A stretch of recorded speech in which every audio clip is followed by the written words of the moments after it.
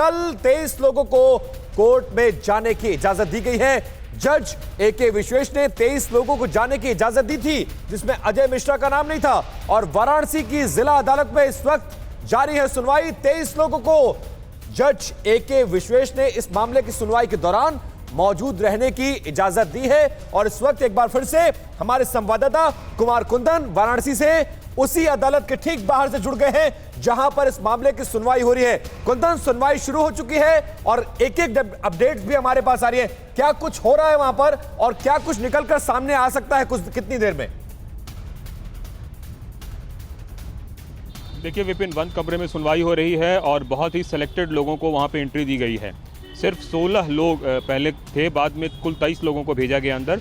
इसमें पैरवीकार शामिल हैं और सबसे मजेदार बात यह है कि जो अजय कुमार मिश्र, जिसको कि कोर्ट कमिश्नर के तौर पे हटा दिया गया था और जिन्होंने 6 और 7 मई की सर्वे रिपोर्ट अदालत में पेश की थी, उनका लिस्ट उन 23 लोगों के लिस्ट में नहीं था।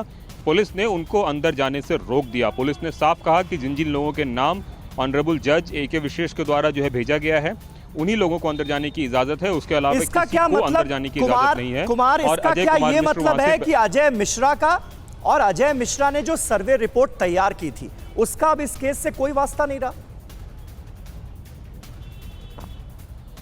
निश्चित रूप से समीर, इसको इस लिहाज से भी देखा जाना चाहिए क्योंकि जो अजय कुमार मिश्र हैं उनको बतौर कोर्ट कमिश्नर हटा दिया गया था। हाँ। लेकिन जो दूसरे रवि कुमार दिवाकर की कोर्ट है उसमें अजय कुमार मिश्र ने अपनी 6 और 7 की सर्वे रिपोर्ट जमा कर दी थी और उस सर्वे रिपोर्ट पर बहस होनी बाकी थी कि ये सर्वे रिपोर्ट को एक्सेप्ट किया जाए या नहीं किया जाए। इस बीच सुप्रीम कोर्ट में सारा मामला चला गया और उसके बाद की कहानी जो कुछ भी हुई आपको पता ही है। मतलब उस सर्वे रिपोर्ट के सबमिट होने के बाद से रवि कुमार दिवाकर की अदालत में इस ज्ञानवापी मामले पे कोई चर्चा नहीं हुई, तो वो मामला एज इट इज एक तरीके से पेंडिंग रह गया।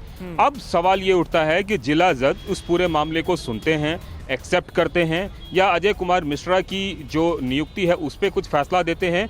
ये सब बाद की बात है। मतलब एक तरह से कह सकते हैं कि उनके प्रायोरिटी लिस्ट में ये बिल्कुल भी शामिल नहीं है। मतलब अगर होती तो निश्चित रूप से जिन 23 लोगों की लिस्ट बनती उसमें उनका नाम होता है। ये भी एक फैक्टर है। उसमें एक लोग अजय कुमार मिश्रा का भी नाम जरूर होता है, जो शुरुआत में चर्चा में आए थे और बहुत प्रमुख नाम थे, लेकिन जैसे जैसे मुकदमा आगे बढ़ा पहले उन्हें कोर्ट कमिश्नर से हटाया गया और आज जब कोर्ट इस मामले की सुनवाई कर रहा है तो उन्हें सिर्फ कोर्ट में घुसने तक की इजाजत नहीं है क्योंकि उनका नाम उस लिस्ट में शामिल नहीं है जो जिला जज के द्वारा भेजा गया था। असगर साहब, आप पूरी बहस को सुन रहे थे और थोड़ी देर पहले हरिशंकर जैन जो कि बहुत सीनियर एडवोकेट हैं और साथ ही अयोध्या मामले को उन्होंने कई बार रिप्रेजेंट किया है जिला अदालत से लेकर सुप्रीम कोर्ट तक, तो जब भी कोई केस की सुनवाई होती है रेफरेंस जरूर दिया जाता है और वो ये कह रहे हैं कि अयोध्या से थोड़ा सा डिफर है ये मामला। अयोध्या में हमारा केस थोड़ा कमजोर भी था लेकिन वाराणसी में हमारा दावा बहुत पुख्ता है। ऐसे में आप इस केस को कैसे लड़ेंगे, खासकर तब जब रेफरेंस अयोध्या का दिया जाए तो? हरिशंकर साहब हमारे बड़े हैं, बुजुर्ग हैं और हम हमेशा इनकी बड़ी इज्जत करते हैं, एहतराम करते हैं। हमने वकालत के थोड़े से तरीके सीखे हैं, ये हमारे बुजुर्ग हैं। लेकिन जहां तक सवाल अयोध्या मामले का है, वो तो सबको बिल्कुल आया है, बिल्कुल पूरी दुनिया को, कि कोर्ट ने 1140 पेज के उस फैसले में लिखा कि यहाँ मंदिर नहीं था, यहाँ सबूत नहीं है इस बात के, और हम इस पूरे फैसले को आस्था के बेस पे कर रहे हैं। हमने पूरे हिंदुस्तान के सारे मुसलमानों ने उसको माना। ये बात अलग है कि पहले नीचे कोर्ट में हुआ, फिर हाई कोर्ट गए, सुप्रीम कोर्ट गए। सुप्रीम कोर्ट का भी एक आखिरी स्टेप जो था उसको अडॉप्ट नहीं किया। रिव्यू फिर बाद में रिव्यू में जा सकते थे लेकिन नहीं है। इसी बात को लेके कि यहाँ सब भाईचारगी है जिंदा और वो रहनी चाहिए। इस मुल्क की खूबसूरती सियासत नहीं है, इस मुल्क की खूबसूरती गंगा जमनी तहजीब है। सियासत को हमने बना लिया है और इस मामले में भी पूरे में मैं आपको बता दूं, मेरा जो दिल कहता है, जो दिमाग मेरी सोच कहती है वो ये है कि इसमें सियासत शामिल है जो नहीं होना चाहिए। आपको ये लग रहा है कि इस पूरे मामले के पीछे जिस तरह से इस मामले को तूल दिया जा रहा है उसमें सियासत है? हरिशंकर जैन जी हमारे साथ मौजूद हैं। जैन साहब, सुब्रमण्यम स्वामी से इस मसले पर बातचीत हो रही थी। उन्होंने कहा कि देखिए लोअर कोर्ट में जिन मुद्दों को लेकर बहस हो रही है उससे तो इस मसले का रास्ता निकल ही नहीं सकता।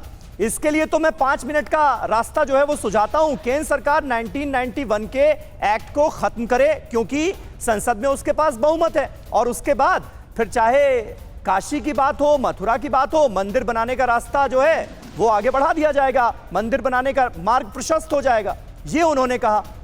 वो ये कह रहे हैं इस तरह की बहस से लोअर कोर्ट्स में जाकर ये याचिकाएं डालकर इस मसले का हल नहीं निकलेगा, और वो भी संविधान के कानून के बड़े जानकार हैं आपकी तरह।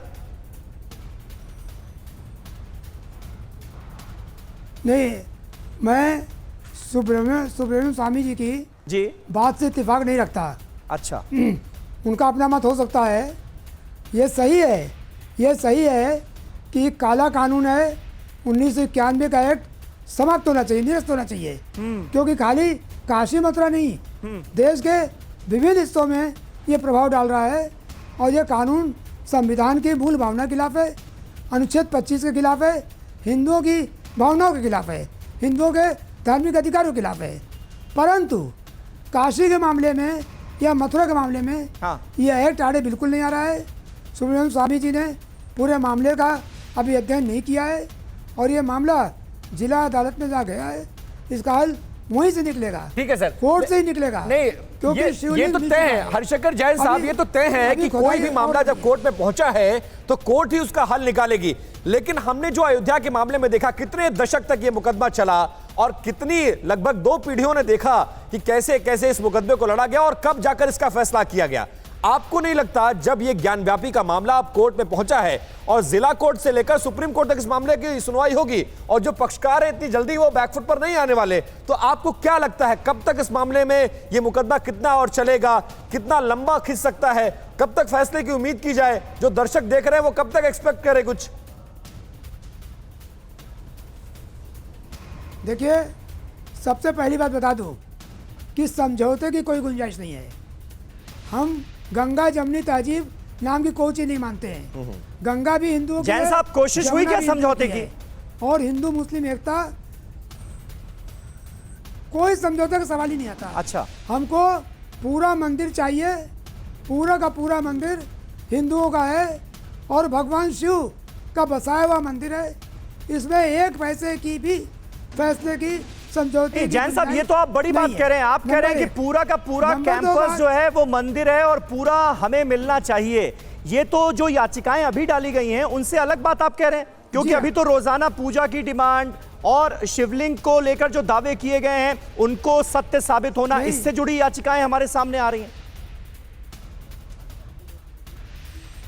मैंने अलग बिल्कुल नहीं कहा है। आपने पूरी याचिका पढ़ लीजिए, उसमें जगह जगह पर मंदिर है उसका जिक्र किया है। ठीक है, उन मंदिरों की पूजा का अधिकार चाहिए, और जब मंदिर की हम पूजा करेंगे तो वहाँ नमाज होने का कोई सवाल नहीं आता।